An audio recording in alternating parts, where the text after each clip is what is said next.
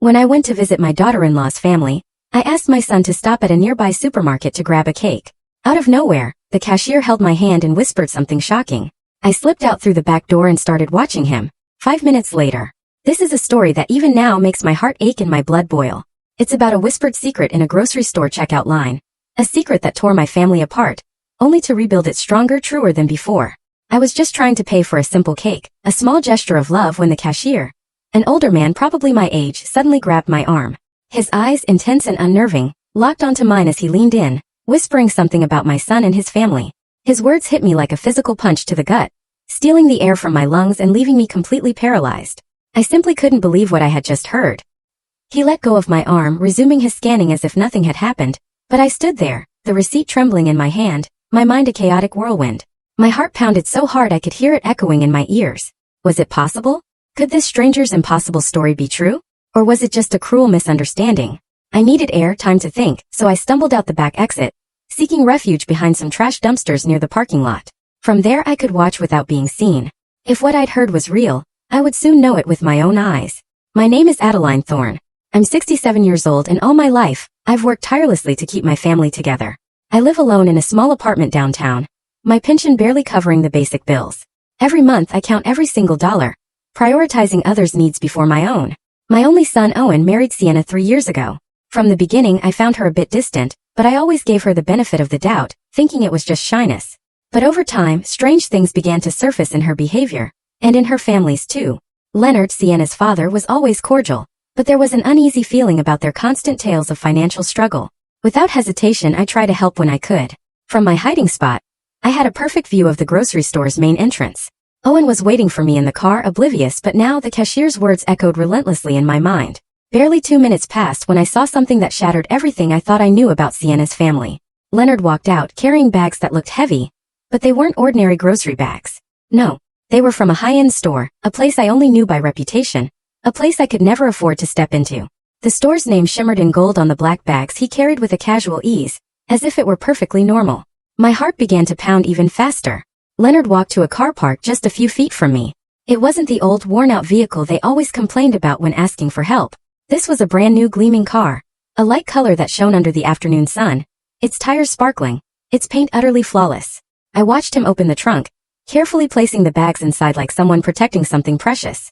Then he pulled out his phone, his body language relaxed, cheerful, even like a person utterly free of financial worries.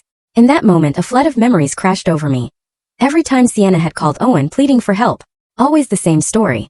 They couldn't pay the rent, they needed help with Leonard's medical expenses, they couldn't afford enough food for the week. And my kind-hearted son Owen always found a way to send them something. But what I was seeing now didn't match those desperate stories. The expensive bags, the new car, Leonard's carefree demeanor. It all completely contradicted the version they'd been feeding us for months. A cold dread began to spread through me. The cashier's words were starting to make terrifying sense. Could it be that Sienna's family had been lying to us all this time? Leonard ended his call and glanced around the parking lot, his eyes scanning cautiously, as if to ensure no one had seen him. That secretive attitude sealed it for me. I had to stay hidden. My gut screamed that there was more to uncover, and after what I just witnessed I couldn't simply ignore it. I needed to be absolutely sure before I said anything to Owen. As I remained concealed, my mind drifted back to that morning. I'd woken up with a mix of excitement and nervousness. It had been months since I'd visited Sienna's family, and I wanted to make a good impression, to bring something special.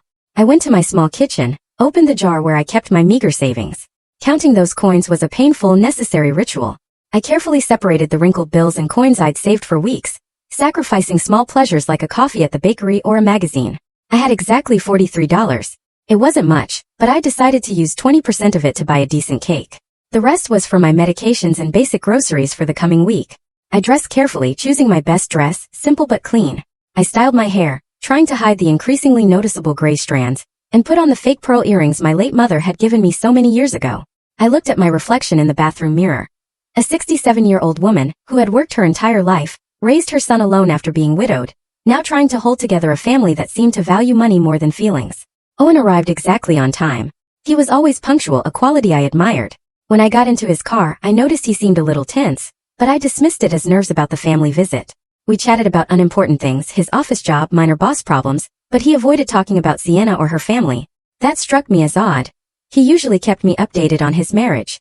When we neared Sienna's family's neighborhood, I asked him to stop at the grocery store for the cake. He offered to come in, but I told him I preferred to go alone, that I wouldn't be long. Inside I chose a simple vanilla cake. Nothing extravagant, but presentable. It cost exactly $18.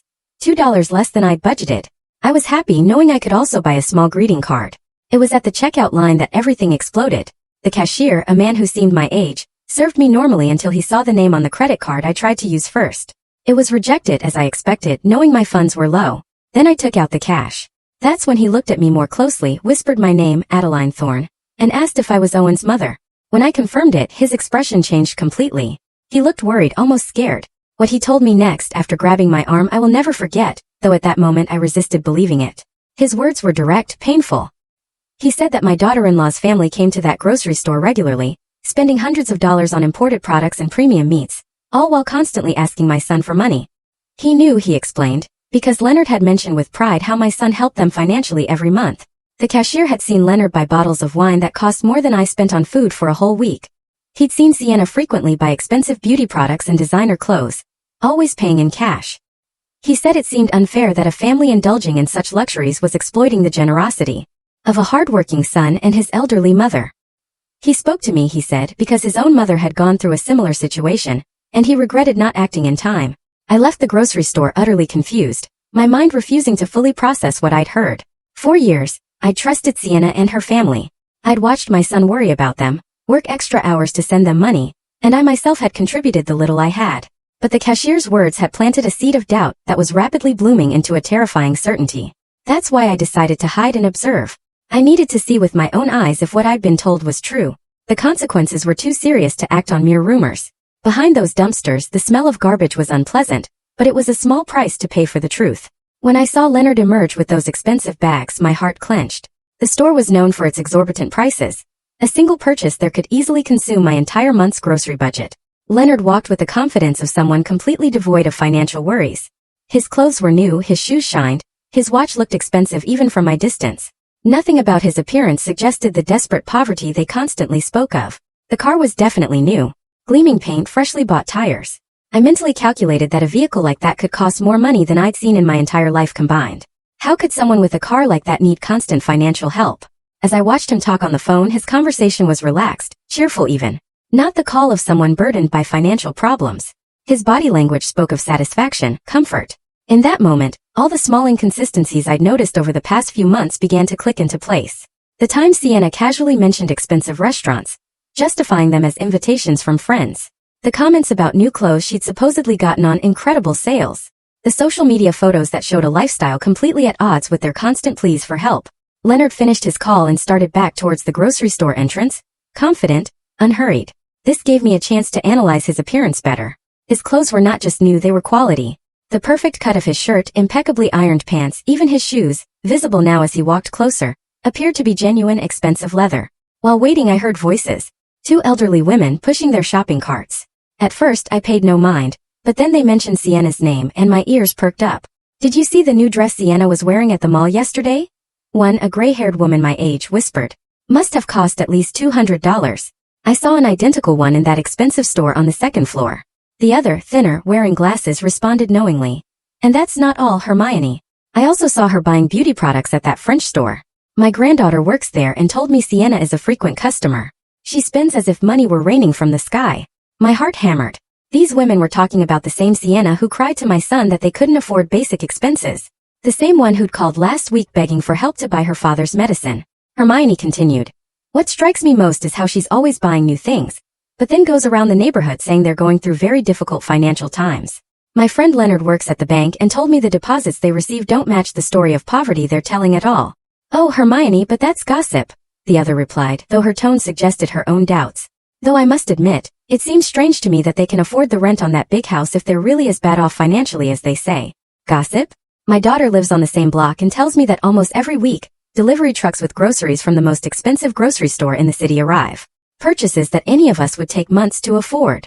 They walked away, but I caught more fragments. Parties Sienna's family had recently organized. Parties with abundant, high-quality food, imported wines, expensive decorations. Every word was a stab to my heart. For months I'd felt sorry for that family, worried about their well-being, urged my son to help, even contributed my own small savings. I remembered Sienna calling me directly, crying, telling me they needed urgent help for Leonard's doctor, that they had to choose between medicine or food. That night I couldn't sleep. The next day, I withdrew $150 from my emergency savings, money I'd saved for my own medical emergency, and gave it to her. Now, listening to these women describe their luxurious lifestyle, I felt like the most foolish woman in the world. How could I have been so naive? How had I not seen the signs, which were apparently obvious to the entire neighborhood? Leonard came out of the grocery store again, this time with a smaller bag. He headed back to his car, but stopped to talk to a man washing a car nearby. I couldn't hear, but they seemed relaxed. The car washer in work clothes showed deference. Leonard, I realized, was someone of status here, perhaps due to his financial situation. After a few minutes, Leonard handed the man something. From my distance it looked like money. Several bills, given without apparent effort. If they were truly struggling, how could he afford to give money to strangers so easily? My phone vibrated. A text from Owen asking why I was taking so long. I had completely forgotten him, waiting in the car, probably worried. I quickly replied that I was on my way out, caught in a long line. A lie. Lying to my own son hurt, but I needed more time. I couldn't just get back in the car and unleash my suspicions without more concrete evidence. As I typed, Leonard said goodbye and got into his car. The engine started with a smooth, powerful sound, confirming it was a good, recent vehicle. I watched him leave, a tranquility that completely contrasted with the image of financial desperation his family projected. I left my hiding place and walked towards Owen, forcing myself to act normally for now. But my mind was already racing, recalling every strange detail I'd overlooked, every small sign that now took on a completely different meaning. When I reached the car, Owen looked concerned. "Mom, are you okay? You look pale," he said. "Did it take them a long time to check you out?" "Just the line, son," I replied, trying to keep my voice steady. "You know how grocery stores are on weekends." But inside my heart hammered a drumbeat of dread. Owen started the car, and we headed to Sienna's family's house. I tried to maintain a normal conversation, but my mind was stuck on what I just witnessed. Every traffic light, every corner, brought me closer to a meeting I now viewed in a completely different light. "How's Leonard's job been lately?" I asked, trying to sound casual. "Last time I spoke to Sienna, she said things were very difficult for him." Owen sighed. "Yeah, Mom. Sienna told me her dad had to reduce his work hours because the company he works for is having problems. That's why we've been helping them a little more these past few months." This didn't match the relaxed, prosperous Leonard I'd just seen. A truly worried man wouldn't be shopping at expensive stores or handing out cash in a parking lot. "And how do you feel about that, son?" I asked, watching his expression in the rearview mirror. "I know you've been working a lot of extra hours lately." "Well, Mom, they're my family now," Owen replied, his tone mixing tiredness with resignation. "Sienna is my wife, and when you get married you also marry into the family. If they need help, it's my duty as a son-in-law to help them." His words broke my heart. My kind, hard-working son was sacrificing his own well-being for people who, I was discovering, were shamelessly taking advantage of his generosity. How much longer could this continue without utterly devastating his financial stability? We arrived at Sienna's neighborhood, a pleasant residential area, well-maintained houses, manicured lawns. Not the most luxurious, but definitely not a place for people in extreme financial distress. As Owen parked, I got a better look at Sienna's house. A two-story building, well-decorated front lawn, recently painted facade, new curtains, a newly renovated front door. "The house looks very well kept," I commented, fishing for information. "Didn't you tell me they were having trouble paying for some repairs?" "Oh yeah," Owen replied. "Leonard managed to get some extra work on weekends to make the most urgent repairs. He's been working a lot to keep the house in good condition." Another story that didn't add up. If Leonard was really working extra shifts to survive, how did he have time to grocery shop at an expensive store during work hours? And more importantly, how could he afford luxury goods if everything he earned was supposedly going to house repairs? We got out of the car. Owen carried some items and I my cake, a mix of nervousness and curiosity growing with every step. Before we could ring, the door opened, and Sienna appeared with a radiant smile. My first impression was utter shock. She was completely transformed from a month ago. She wore a dress that was definitely not cheap. Excellent quality fabric, perfect cut, vibrant colors, elegant, sophisticated. Her shoes were new, sparkling. Her handbag perfectly matched. But what hit me most was her hair and makeup. A professional cut from an expensive salon, highlights shimmering in the sun, flawless makeup that screamed high-quality products and skilled application. "Adeline, what a joy to see you!" Sienna exclaimed, coming in for a hug. As she embraced me, I caught the scent of her perfume, a costly fragrance I recognized, having once seen its price, equivalent to 2 weeks of my food budget. "Hello, Sienna," I managed, hiding my surprise. "You look great. That dress is beautiful." "This old dress," she laughed, a little forced. "I bought it on a clearance sale months ago. You know how it is when you find good deals, you have to take advantage." That explanation sounded exactly like what the woman at the grocery store had mentioned. Always a justification for every expensive item. Incredible deals, gifts from friends, second-hand purchases that looked new. How many extraordinary coincidences could one family have? Inside, I immediately noticed more details that contradicted their tales of financial woes. The living room had been recently redecorated.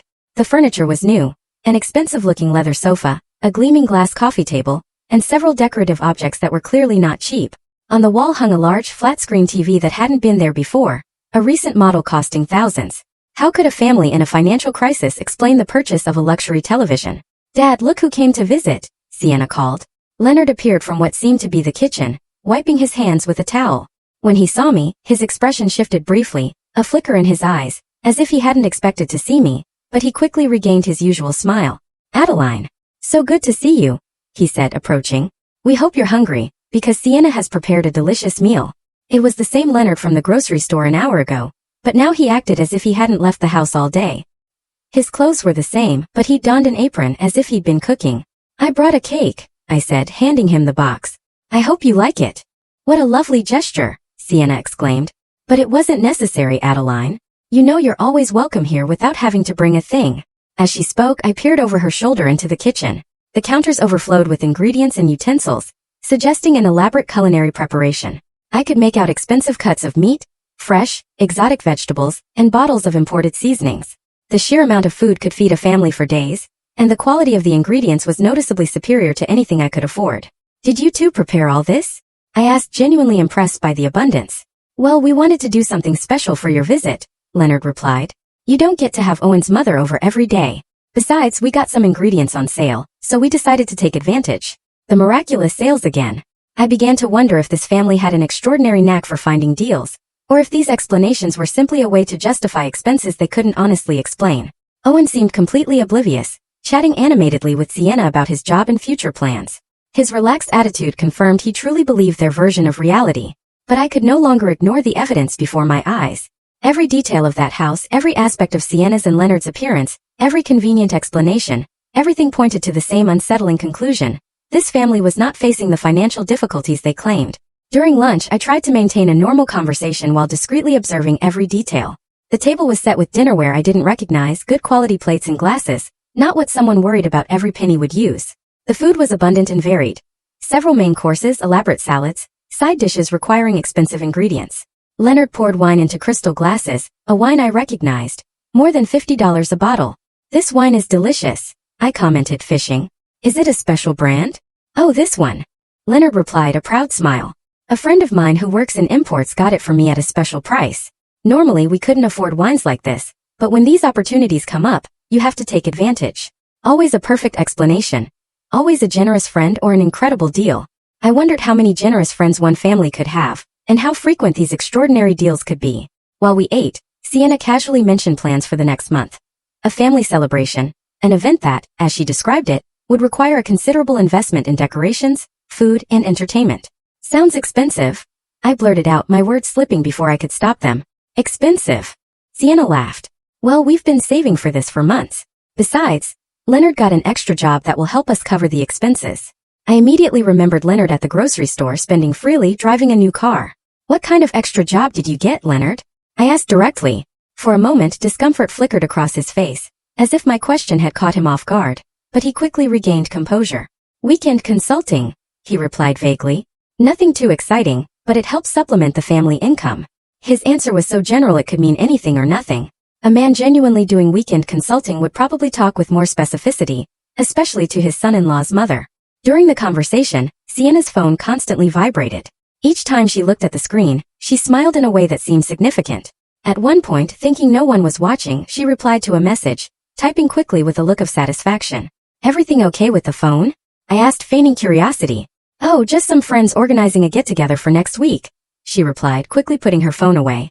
You know how women are, always planning something. But her expression didn't convince me. That smile suggested the content was far more meaningful than simple social plans. After lunch, Leonard offered to show me some of the improvements they'd made. We walked through different rooms, and in each I noticed new or renovated elements. Polished floors, fresh paint, replaced or rearranged furniture. In the master bedroom, something particularly caught my eye. On the dresser were several shopping bags from expensive stores, some still unopened. Price tags I glimpsed showed exorbitant numbers for a family supposedly struggling. Sienna went shopping recently? I asked, subtly gesturing. Leonard replied with a nervous laugh. She found some incredible clearance sales this week. Sometimes it's better to buy things when they're on sale, even if you don't need them immediately. That logic was completely contradictory.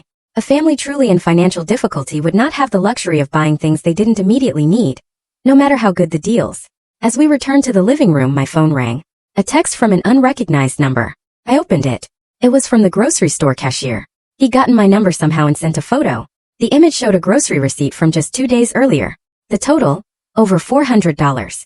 The list included premium products, imported meats, fresh seafood, expensive wines, specialty cheeses, and several gourmet items. The name on the receipt was clearly Leonard Williams. Along with the photo, a message.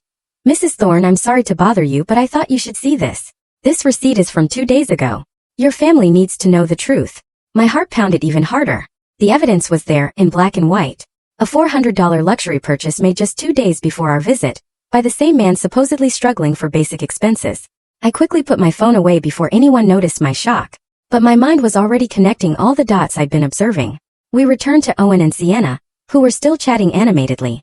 My son seemed relaxed and happy, enjoying what he thought was quality time with his in-laws. He had no idea of the theatrical performance he was witnessing. Are you feeling okay, Mom? Owen asked, noticing my changed expression. You look a little pale. Just a little tired, I lied. I'm not used to such long outings anymore. Sienna immediately offered to make me tea. Her apparent concern would have been touching if I hadn't begun to understand the true nature of her character. For the next hour I continued to observe and listen, mentally collecting evidence of every inconsistency, every inexplicable luxury, every convenient justification. The list grew. Sienna's new clothes, Leonard's car, the well-maintained house, the abundant food, the expensive wine, the shopping bags, the receipt. But what hurt me most was realizing this had probably been going on for months, maybe years. How much money had my son sent them? How many sacrifices had he made? And how many had I made to help people who didn't actually need it? When we finally said goodbye, my mind was completely made up. I couldn't let this farce continue. My son deserved to know the truth, however painful, and I had a responsibility to protect him from further manipulation. During the drive home, Owen commented on how nice the visit had been, and how well Sienna's family looked. His words were like daggers in my heart, knowing I would soon have to shatter that happy image with a much darker, more disappointing reality. Yes, they look very well, I replied carefully, choosing my words. Maybe too well for a family that's going through such severe difficulties. The drive back was one of the most difficult of my life. Every mile took me physically away from the house where I discovered the truth, but brought me emotionally closer to a decision that would change everything. My mind was a whirlwind of thoughts, doubts, and a growing indignation I struggled to control. Owen drove calmly, occasionally whistling, showing his good mood. For him, we'd spent a pleasant afternoon, sharing a delicious meal, strengthening family ties. He had no idea his mother had been collecting evidence of what seemed to be an elaborate, prolonged scam. Mom, he said at a traffic light, I'm so glad to see you get along so well with Sienna's family. I know you had some reservations about our marriage at first, but I think now you can see what good people they are. His words broke my heart. My son, my only son, was being manipulated by people who had turned the exploitation of his generosity into an art. How could I tell him that the people in whom he had placed his trust and his money were probably professional liars? Owen, I began carefully, have you ever noticed anything inconsistent in the stories Sienna tells you about their financial situation? He glanced at me briefly. What do you mean, Mom? Inconsistent? How? Well, I continued, choosing my words meticulously. Today I noticed they have a lot of new things in the house. The television, some furniture, Sienna's clothes. All of that costs a considerable amount of money. Owen sighed. My comment had clearly hit a nerve. Mom, I already explained that Leonard has been getting extra jobs. Besides, Sienna is very good at finding deals and bargains. Not everything that looks new is necessarily expensive. But don't you think it's strange that a family that needs constant help for basic expenses can afford so many luxuries at the same time? I insisted, trying to keep my tone neutral, non-accusatory. They're not luxuries, Mom, Owen replied, a touch of defensiveness in his voice. They're basic needs they've been able to meet thanks to a lot of effort and sacrifice. They bought the TV secondhand. The furniture was a one-time opportunity, and Sienna's clothes are from clearance sales. Each justification he repeated was identical to what Leonard and Sienna had said. It was as if they had rehearsed these explanations to perfection. I tried a different approach. Son, have you seen any receipts or documents that confirm these incredible deals? Or have you accompanied Sienna when she finds these extraordinary bargains? The question clearly made him uncomfortable. I saw his hands tighten slightly on the steering wheel. Mom, why these questions? Sienna is my wife. If she tells me she got something on sale, I believe her. Marriage is based on trust. His answer confirmed my suspicion. Owen had never seen direct evidence. He was blindly believing everything they told him because he trusted the people he loved. Of course, son, I replied softly.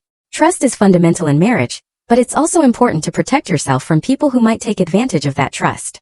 Are you insinuating that Sienna and her family are deceiving me? Owen asked, clearly annoyed now. Mom, that's a very serious accusation. I'm not accusing anyone, I said quickly, realizing I'd pushed too hard. I'm just expressing some concerns I have as a mother who loves you and wants to see you happy and prosperous. The rest of the trip passed in intense silence. Owen was processing, but I could see my words had created more resistance than reflection. Any criticism towards Sienna and her family would be perceived as a personal attack.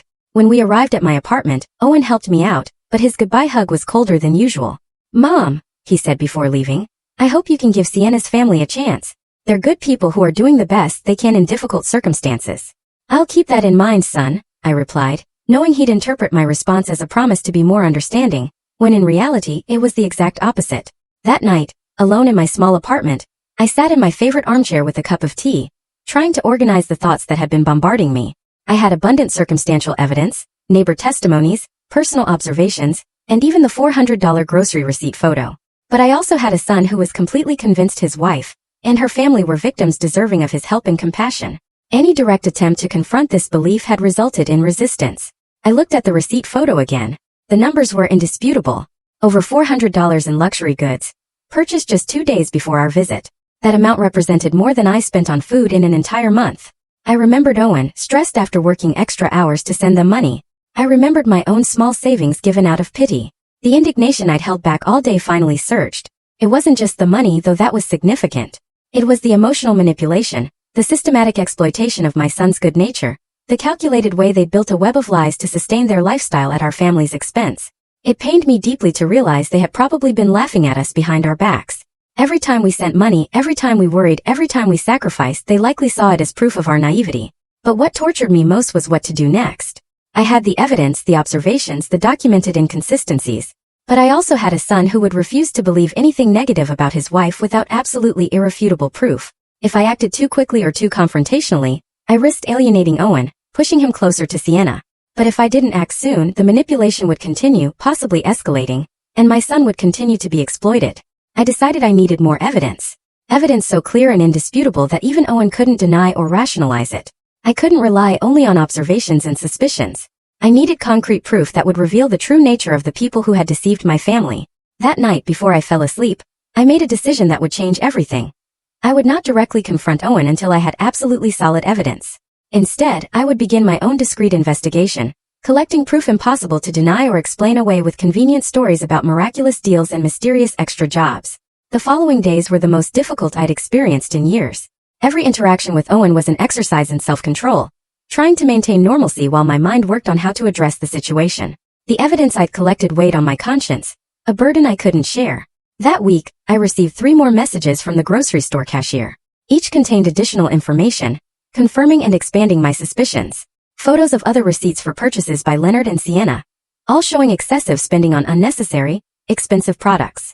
One showed a receipt for over $600, including 2 bottles of French champagne costing more than $100 each, imported seafood, and gourmet cheeses. The date on that receipt was the same day Sienna had called Owen asking for urgent help to pay the rent.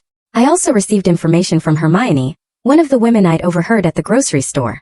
She'd gotten my number through a mutual friend, contacting me because she felt I needed to know more. Hermione told me Sienna's family had been organizing regular parties with professional catering and expensive decorations. She described Leonard's birthday party, which, according to guests, cost several thousand in food, drinks, and entertainment.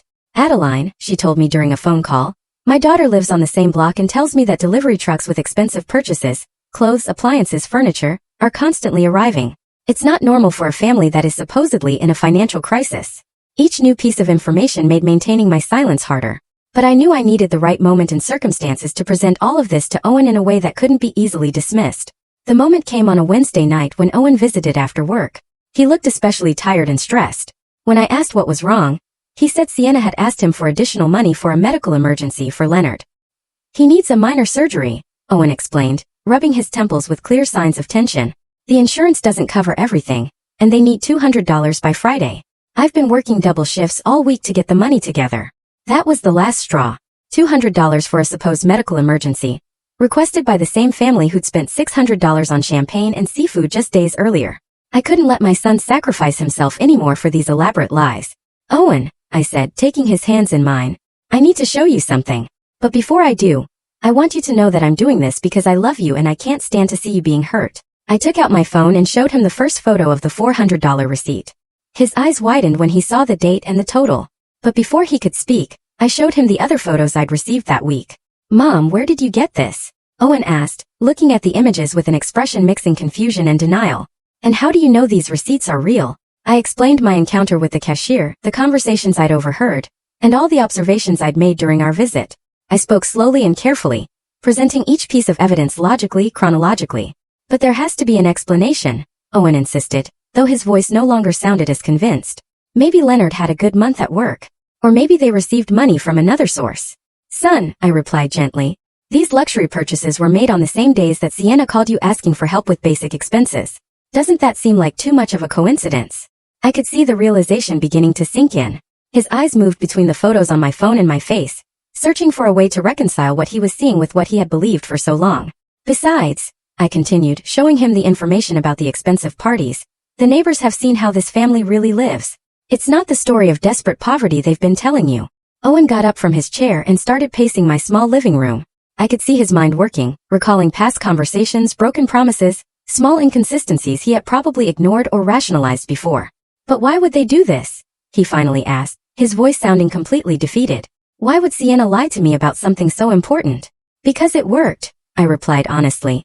Because you've been sending the money regularly without asking questions, trusting their word. For them, you're a reliable source of additional income that they can use to maintain a lifestyle they couldn't otherwise afford. Tears began to form in my son's eyes. Seeing his pain broke my heart, but I knew it was necessary to free him from this destructive manipulation. How much money have I given them in total? He asked, afraid of the answer. We had reached the moment of complete truth. According to what you've told me over the past few months, probably more than $5,000, I said. And that's not counting the help I've given them myself. The number hit him like a physical punch. $5,000 represented months of extra work, personal sacrifices, and lost opportunities for his own future. All given to people who had been systematically deceiving him. I need to talk to Sienna, he said finally, with a determination I hadn't heard in his voice in a long time. I need to confront her with this information and hear her explanation. Are you sure you're ready for that conversation? I asked him. Once you put this information on the table, there will be no turning back. Your relationship will change forever, no matter what her answer is.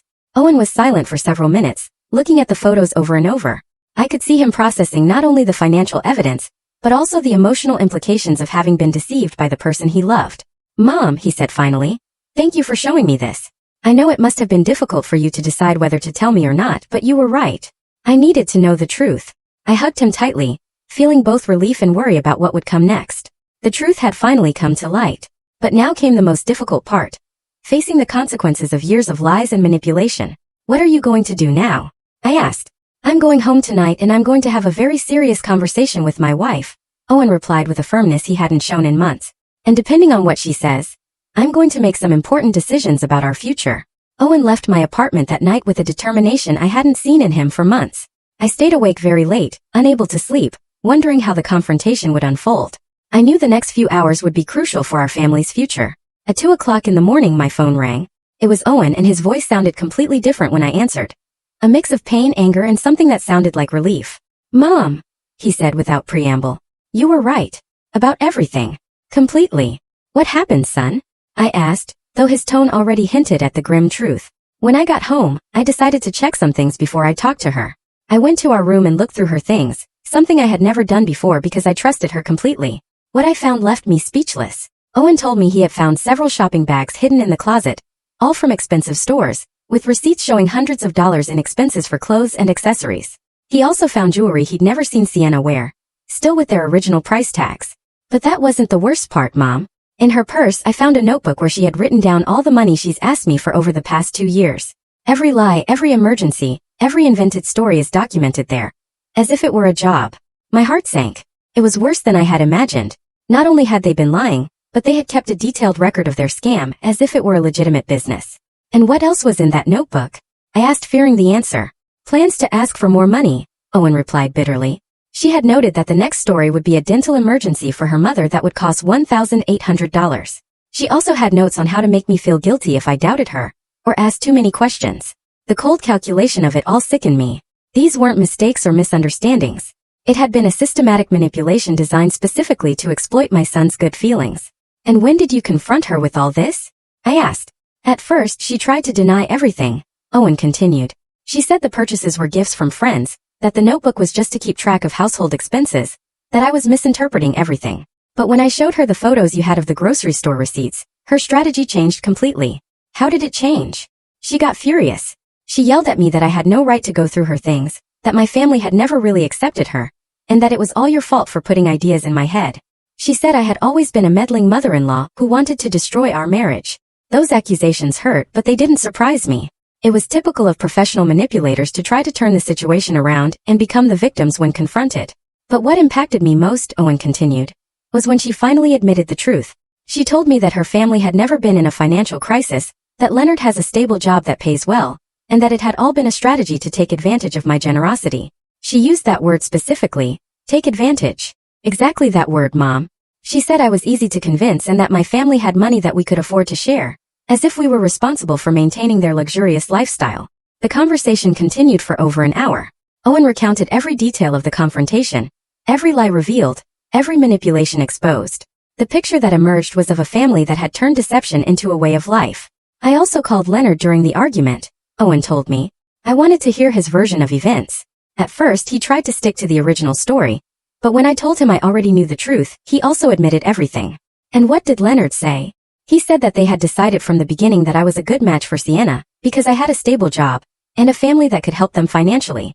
He told me it was never personal, that it was just business, as if that made everything okay. The coldness of that admission left me speechless. Not only had they deceived my son, but they had seen him from the beginning as a source of income, not as a human being with his own feelings and needs. And what did Sienna say when her father admitted everything? I asked. That was the most revealing part of the whole night, Owen replied with a bitter laugh. She got mad at him for ruining the plan.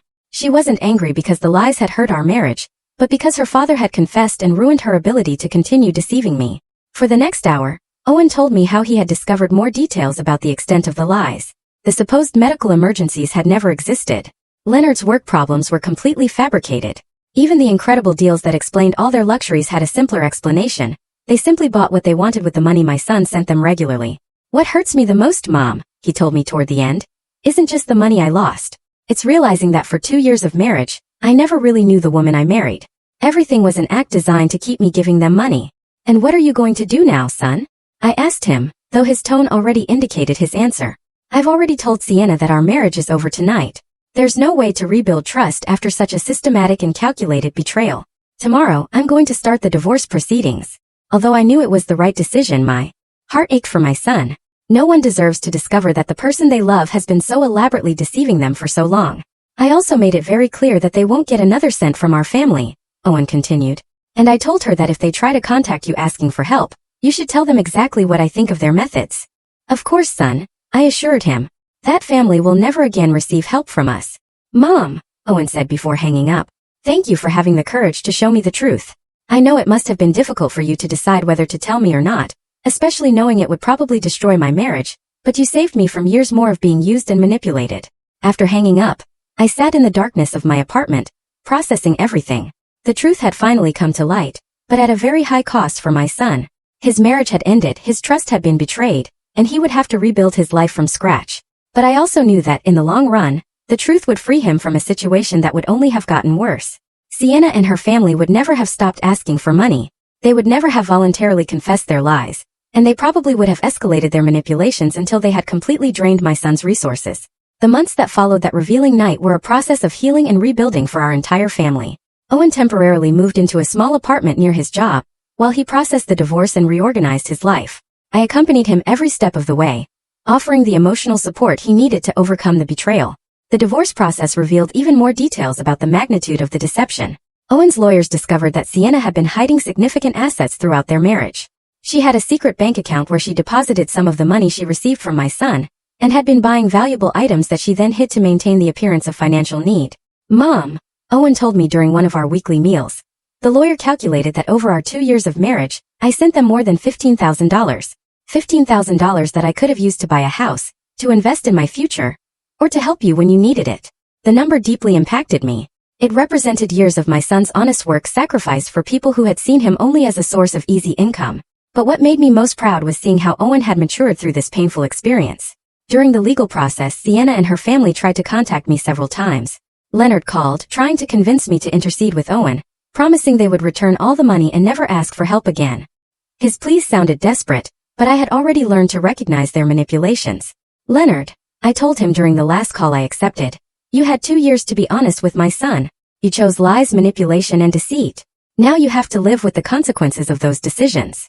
Sienna also attempted a final manipulation, showing up at my apartment unannounced. She was dressed in simple clothes and no makeup, trying to project an image of vulnerability and repentance. But I knew her techniques too well. Adeline, she said with tears that seemed rehearsed, I know we made mistakes, but I really loved Owen. This all got out of control, but we never wanted to hurt him. Sienna, I replied with a calm that surprised me. Real love doesn't include systematic lies and calculated manipulation. What you did wasn't love. It was exploitation disguised as love.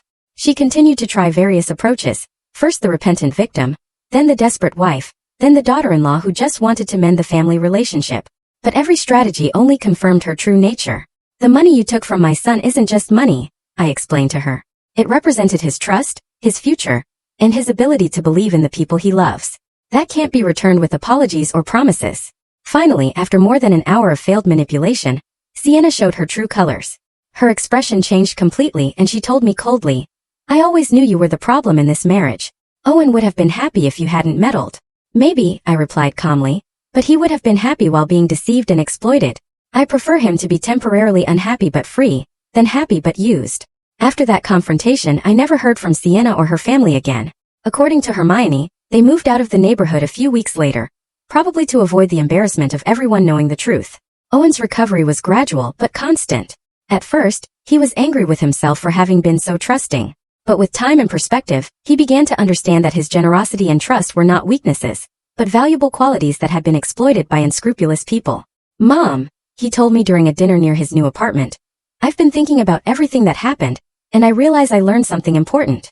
Generosity must be accompanied by wisdom, and trust must be earned and maintained, not given blindly. With the money he no longer had to send to Sienna's family, Owen was able to start rebuilding his finances. He opened a savings account, began investing in his professional future, and for the first time in years he could enjoy small luxuries without feeling guilty. He also helped me improve my own situation.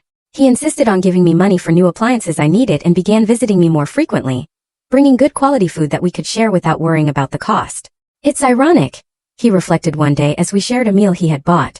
All this time, I was worried about helping a family that didn't need help, while you, who really could have used more support, never asked for anything. That observation deeply moved me.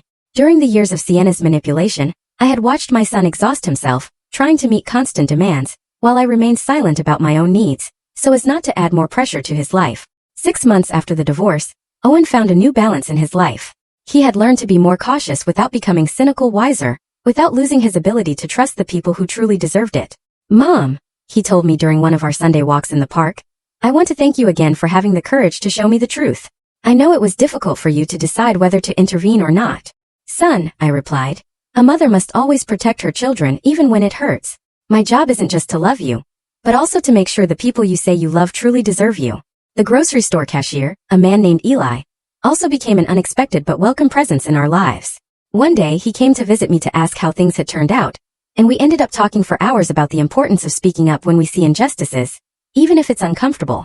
You know, Mrs. Thorne, Eli told me before he left, my mother went through a similar situation years ago, and no one had the courage to tell her the truth. When everything was finally discovered, she had already lost all her life savings.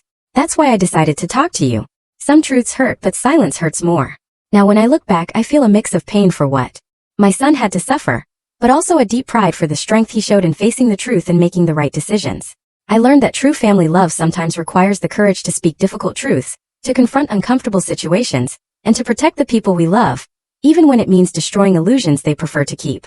That day when I heard those strange words at the grocery store and decided to observe instead of ignore, I changed the course of our lives forever. It was one of the most difficult decisions I've ever made, but also one of the most correct. Today, Owen is a wiser, stronger man, more aware of his own worth.